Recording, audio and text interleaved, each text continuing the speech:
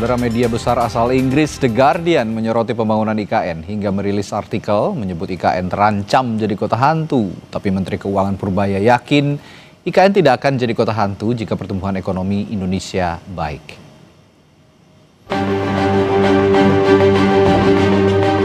Ibu kota negara IKN terancam menjadi kota hantu.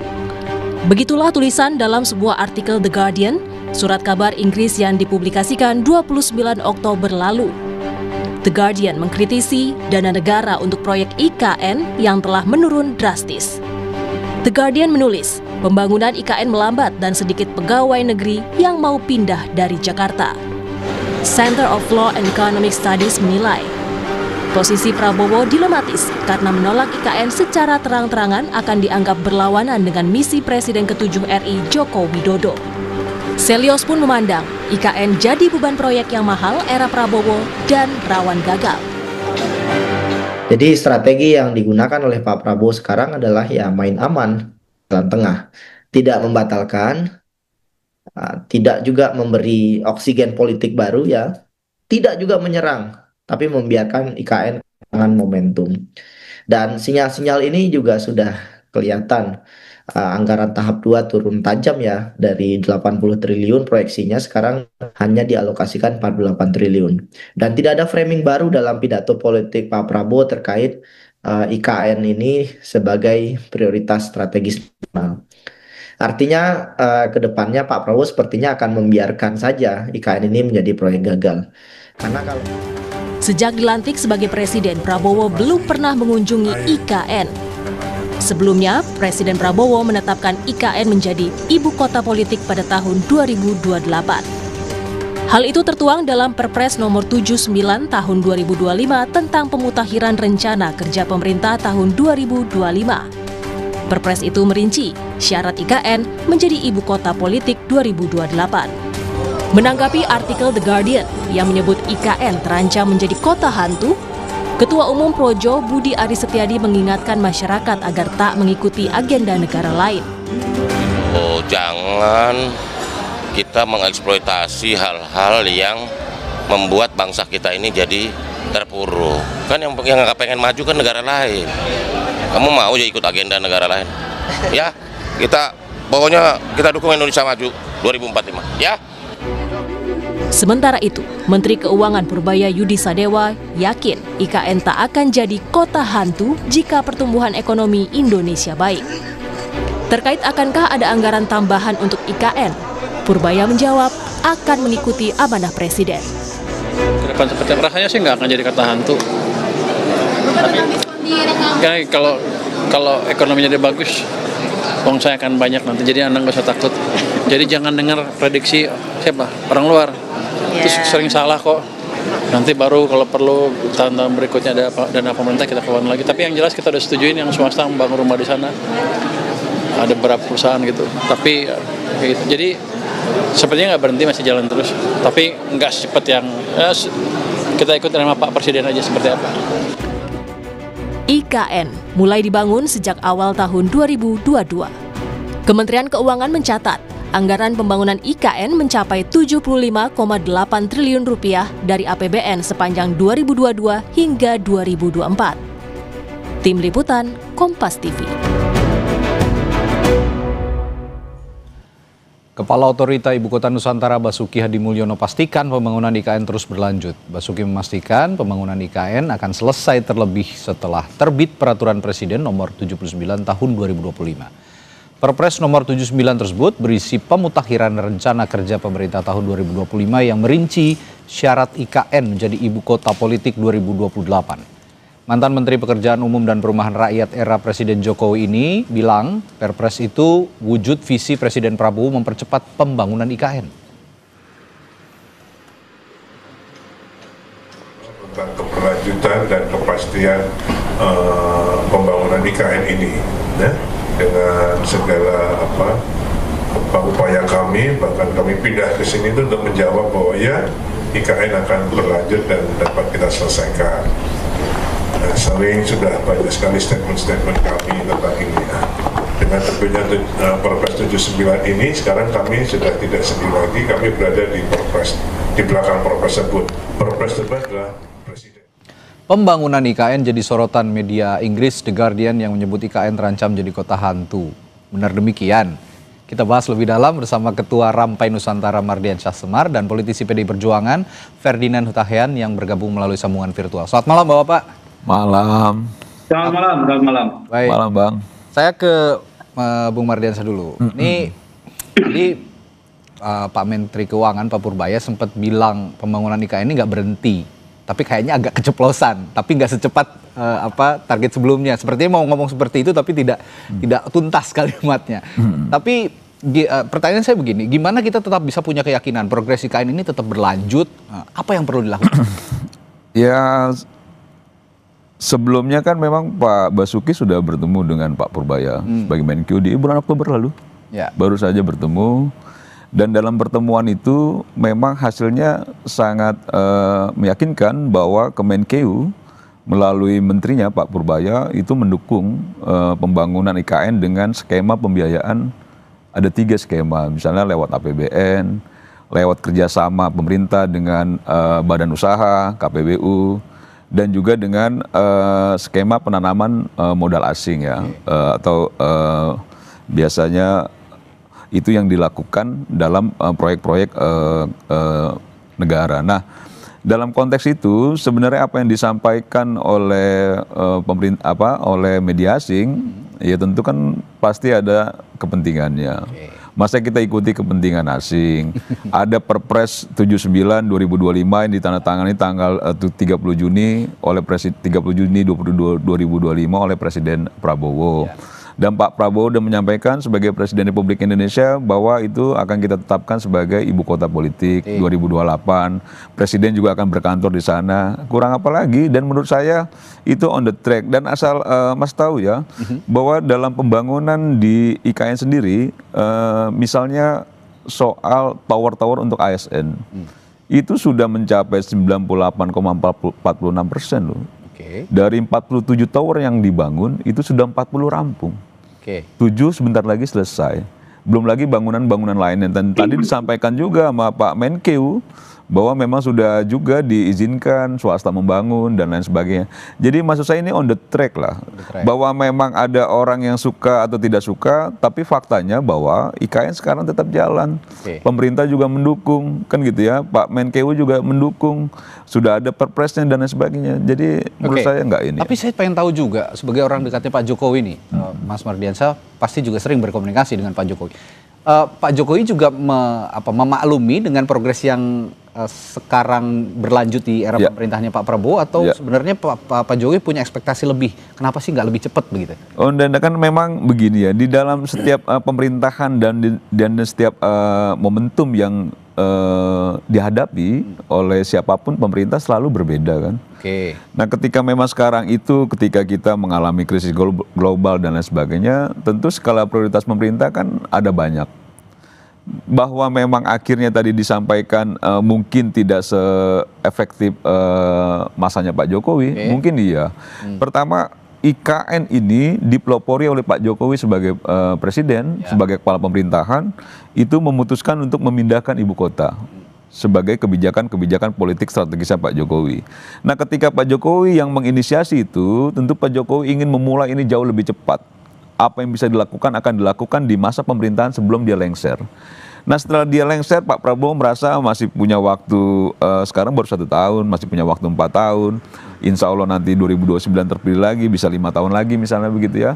Nah, ini kan yang dilihat ada skala prioritas. Bukan berarti juga pemerintah tidak memperhatikan itu.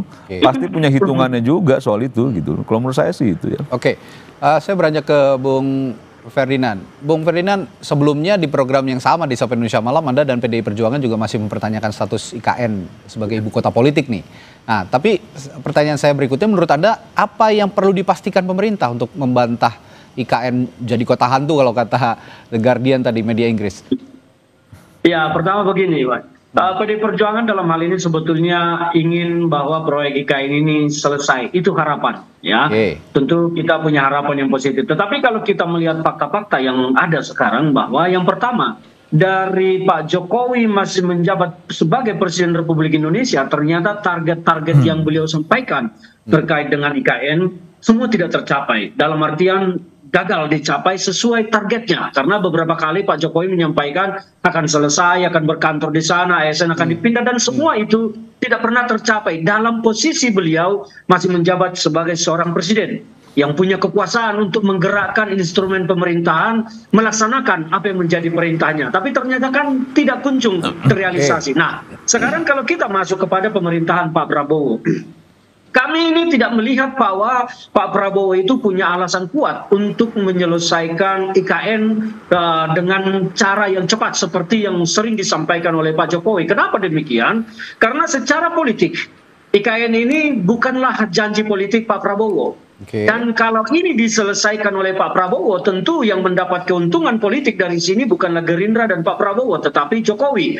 Karena namanya yang akan kemudian dikenang orang di IKN, bukan nama Pak Prabowo. Maka hal ini tentu akan menjadi pertimbangan politik bagi Prabowo untuk menahan langkahnya melaksanakan pembangunan di IKN. Nah, kalau kita menyimak pernyataan Pak Purbaya kan menyampaikan kalau ekonomi bagus. Tapi kan sekarang kita belum tahu kapan ekonomi ini akan bagus. Kita tidak tahu. Jadi semua ini adalah harapan-harapan. Bolehlah orang bicara optimis. Tetapi kita juga kan tidak salah juga melihat realita yang terjadi bahwa dari sejak pemerintahan Pak Jokowi yang masih menjabat sebagai presiden, target-targetnya tidak tercapai.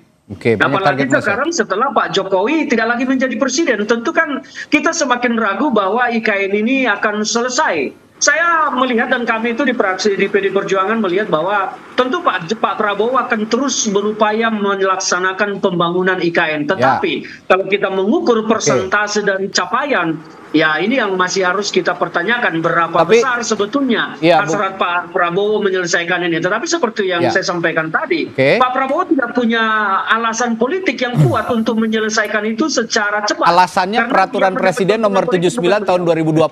Bagaimana menjawab itu juga Bung Ferdinand? Tapi saya tanyakan hal itu nanti setelah jeda. Ya, ada peraturan Presiden nomor 79 tahun 2025 yang memperkuat pembangunan IKN tetap akan berlanjut sebagai ibu kota politik. Nah, kedudukan ini akan dinilai juga oleh Bung Ferdinand nanti setelah jeda ya. Bung Ferdinand, saya akan tanyakan pada Anda sesaat lagi di Sapa Indonesia Malam. Tetaplah bersama kami. Ya, tadi Bung Ferdinand mengatakan bahwa sepertinya tidak ada alasan bagi Presiden Prabowo Subianto untuk melanjutkan proyek IKN. Terlebih sekarang proyeknya juga berjalan sangat lambat. Tapi ada peraturan Presiden nomor 79 tahun 2025 Bung Ferdinand yang berisi pemutakhiran rencana kerja pemerintah tahun 2025 yang merinci syarat IKN menjadi ibu kota politik. Nah, bagaimana Anda melihat kedudukan Perpres ini sebenarnya?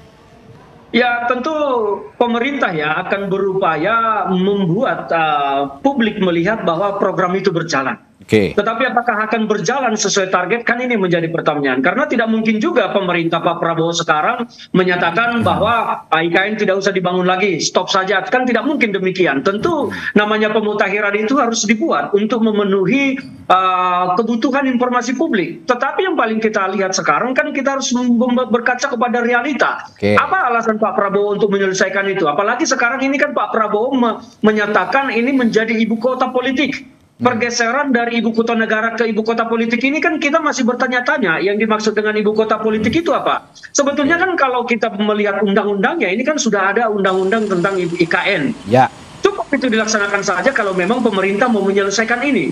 Tidak perlu ada pemutakhiran atau apa segala macam. Tetapi itu yang saya sampaikan tadi bahwa kita melihat Perpres yang dibuat itu hanya sekedar untuk memenuhi kebutuhan informasi publik bahwa seolah-olah memang proyek ini masih berjalan. Dan itu yang kita lihat memang masih berjalan, tetapi berjalannya proyek ini kan di luar ekspektasinya Pak Jokowi seperti semula. Bahwa semua akan cepat, semua akan selesai, bahkan pemindahan ASN. Pemindahan ASN ke sana itu kan tidak sekedar memindahkan orang, tetapi memindahkan sebuah peradaban kehidupan. Baik, Bung Ferdinand.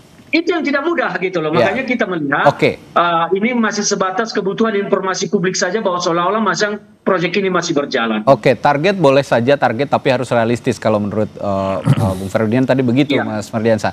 Dan tadi juga saya menyambung dengan pernyataan Pak Purbaya kalau ekonomi baik, tapi apakah ekonomi baik sekarang dan IKN bisa berlanjut? Bagaimana? Ya, pertama sudah ditetapkan juga di anggaran 2026 6, sekian triliun untuk IKN kan gitu ya. Jadi maksud saya di awal juga tadi sudah saya sampaikan sudah ada dukungan dari Kemenkeu, Pak Purbaya, ada 3 tadi skema pembiayaannya selain dari APBN, kerjasama pemerintah dengan badan usaha, kan gitu ya. Terus juga bicara soal FDI, Forum Direct Investment gitu ya, penanaman modal asing. Jadi menurut saya, dan harusnya memang Bang Ferdinand sekarang ini yang memang sekarang berada di PDI Perjuangan, itu kan sejak awal juga mendukung ini. 9 tahun menikmati kekuasaan Pak Jokowi, termasuk juga dengan kebijakan Pak Jokowi soal IKN, sekarang seolah-olah bahwa IKN ini tidak ada sentuhannya dengan PDIP gitu. Dan ini kan menurut saya kan jadi naif, publik juga jadi mendengarnya bagaimana ya. Kalau menurut saya yang betul-betul itu mangkrak, ya bicara kalau soal betul-betul mangkrak, tidak terurus, terbengkalai, itu yang bisa kita katakan mangkrak ya Hambalang itu, mantan partainya Bang Ferdinand ini dulu gitu, yang presidennya Pak SBY. Jadi maksud saya agak bijak sedikit lah ketika Bang Ferdinand mewakili PDIP, Partai Demokrasi Indonesia Perjuangan, yang dulu partainya Pak Jokowi, selama 9 tahun sudah menikmati kekuasaan, tapi tidak juga sekarang ini seolah-olah melepas itu, bukan tidak memberikan dukungan itu. Persoalan bahwa memang target tidak tercapai dan lain sebagainya, itu kan dinamika setiap momentum di negara ini kan beda-beda. Nah ini yang menurut saya akan kasih kesempatan untuk tidak fair kalau bicara soal bahwa Pak Jokowi tidak sesuai ekspektasi dan lain sebagainya, karena memang sekarang presidennya Pak Prabowo. Kita menghargai apa langkah-langkah Pak Prabowo.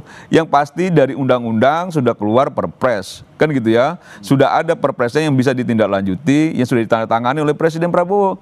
Persoalan bahwa nanti ibu kota negara itu beralih menjadi ibu kota politik dan lain sebagainya, itu lain hal. Tapi bahwa ini tetap jalan dan pemerintah punya komitmen yang juga tadi disampaikan oleh Pak Purbaya, tidak mungkinlah jadi kota hantu. Harapan kita Partai Demokrasi Indonesia Perjuangan yang sejak awal mendukung ini harus tetap mendukung demi bangsa ini, kan gitu loh, bukan demi kepentingan atau sakit hati gitu loh Bang. 9 tahun katanya juga mendukung kebijakan ini karena sakit hati jadi akhirnya begini. Tapi jadi jangan naif, gimana nih? Iya dong. Pertama saya bicara, saya sudah menyampaikan sikap PD Perjuangan menginginkan proyek ini selesai. Jadi kalau Pak Semar kemudian berbicara tentang 9 tahun menikmati, itu bukan substansi. Ya mungkin Abang nggak bikin nikmati ya, karena Abang gabungnya baru di ujung kan ke PDIP. Abang nggak ikut menikmati. Cuman Partai Demokrasi Indonesia Perjuangan 9 tahun kan gitu loh. Baik, silakan Bung Ferdinand. Saya bicara pertama sekali, saya sudah menyatakan sikap PD Perjuangan menginginkan proyek ini selesai. Ya dukung berarti Bang. Bicara sekarang tentang realita. Ya dukung. Realitanya bahwa sekarang Pak Prabowo tidak punya alasan kuat politik maupun alasan kuat ekonomi untuk menyelesaikan ini seperti. Nah itu tidak mendukung, berarti omongan Abang itu jadi akhirnya berputar balik gitu loh. Abang bilang PDIP ingin itu selesai, tapi Abang sampaikan Pak Prabowo tidak punya alasan untuk meneruskan. Bagaimana coba? Gitu loh. Benang merahnya mana Bang? Nggak ada itu. PD Perjuangan clear ya, ingin proyek ini selesai. Oke, dukungannya di mana? Perjuangan tidak akan mungkin menjadi fraksi terdepan mendobrak, menggonggong. Nggak, soal tadi Abang bilang Pak Prabowo itu tidak punya alasan yang rasional untuk melanjutkan, itu kan bukan bagian dari dukungan Bang. Ya berarti statement Abang di awal itu tidak linier dengan apa yang sampaikan setelah itu gitu loh. Itu kan pendapat Anda. Enggak, ya iyalah. Kalau misalnya PDIP mendukung agar ini selesai, harusnya nggak begitu statementnya gitu loh. Biar Bu Ferdinand menjelaskan dulu. Silakan. Saya bicara. Dan pertama, PD Perjuangan ingin proyek ini selesai. Dukung berarti. Bukan karena ingin selesai itu harus dipaksakan bulan depan, tahun depan. Kan tidak begitu sikap PD Perjuangan. Ya dukung berarti. Itu fakta pertama. Yang kedua faktanya, Pak Prabowo itu tidak punya alasan politik maupun alasan ekonomi yang kuat. Nah ini kan bertolak belakang jadinya. Yang berkuasa sekarang adalah Pak Prabowo, bukan PD Perjuangan. Ketika PD Perjuangan dan Jokowi bahkan berkuasa masih presiden, ternyata dia pun gagal menyelesaikan IKN sesuai target-target yang dia tetapkan. Kurang apa dukungan PD Perjuangan pada saat itu waktu beliau jadi presiden? Sangat luar biasa dukungan PD Perjuangan, tetapi ternyata Pak Jokowi kan tidak mampu menyelesaikannya. Nah ketika Pak Jokowi masih presiden tidak mampu, apalagi sekarang ketika Pak Jokowi bukan lagi presiden dan tidak ada kepentingan politik yang akan menguntungkan Gerindra maupun Prabowo di situ. Artinya apa? Kita sekarang PD Perjuangan hanya bisa sebatas mengingatkan presiden untuk melaksanakan program ini sampai selesai. Tapi selesainya kapan? Kan PD Perjuangan juga harus melihat kemampuan keuangan pemerintah. Tidak bisa dipaksa saat ini, kan semua kesulitan karena hutang-hutang yang ditinggalkan Jokowi juga. Terima kasih. Bung Ferdinand, terima kasih. PD Perjuangan sebagai partai yang ya boleh dibilang di luar pemerintahan, kalau tidak bisa dibilang oposisi, di luar punya kewajiban juga untuk mengingatkan, tapi ya dari sisi pemerintah dan juga relawan Rampai Nusantara juga punya optimisme, itu tidak ada yang salah. Jadi ada balance ya, ada keseimbangan antara sikap untuk menentukan proyek IKN selanjutnya. Baik, terima kasih Bung Ferdinand. Tapi saya sedikit aja, mungkin ya, kalau Bang Ferdinand atau teman-teman PDIP kemarin itu Pak Jokowi tetap mendukung di bagian dari PDIP, statementnya pasti nggak begitu. Oke, ya ini nanti kita bahas lebih lanjut di forum berikutnya. Mungkin ada jawaban lain dari PDI Perjuangan, kita nantikan. Terima kasih Bung Mardiansyah Semar dan juga Bung Ferdinand Huta Heian sudah bergabung bersama kami di Sapa Indonesia Malam.